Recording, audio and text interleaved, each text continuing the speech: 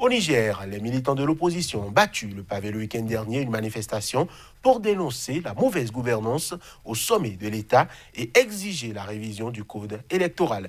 Retour sur cette manifestation avec notre correspondant Abdelkarim Mahamadou. Ils étaient des milliers de manifestants à battre le pavé, scandant des slogans hostiles au régime du président Issoufou Mahamadou. Un régime qui, depuis 7 ans, selon les responsables de l'opposition, a fait de la mauvaise gouvernance, la corruption, le bradage des ressources du pays son sport favori. L'opposition a désormais décidé de ne laisser aucun délai de grâce au pouvoir de Niamey jusqu'à le contraindre à revenir sur le droit chemin.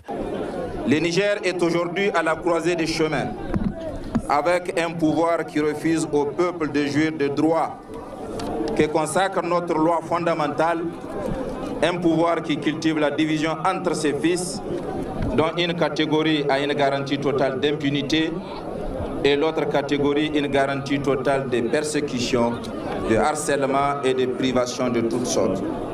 Opposition et majorité sont désormais à couteau tiré depuis que les responsables de la majorité ont opposé une fin de non-recevoir à l'exigence de l'opposition, celle de réviser l'article 8 du Code électoral qui stipule que tout individu condamné à une peine d'emprisonnement d'1 an ferme ne peut briguer un mandat électif. Un article qui, en l'état, disqualifie le chef de file de l'opposition, Mahamadou, en exil et condamné à 1 an de prison ferme pour complicité de supposition d'enfants.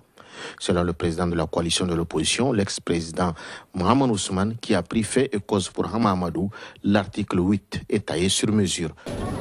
Au niveau de l'article 8 du Code électoral, initialement prévu de 3 ans, par les représentants du gouvernement au comité technique lui-même, avant la décision de justice sur le dossier dit de supposition d'enfants. La peine, dis-je, est ramenée maintenant à 1 an. Du seul fait,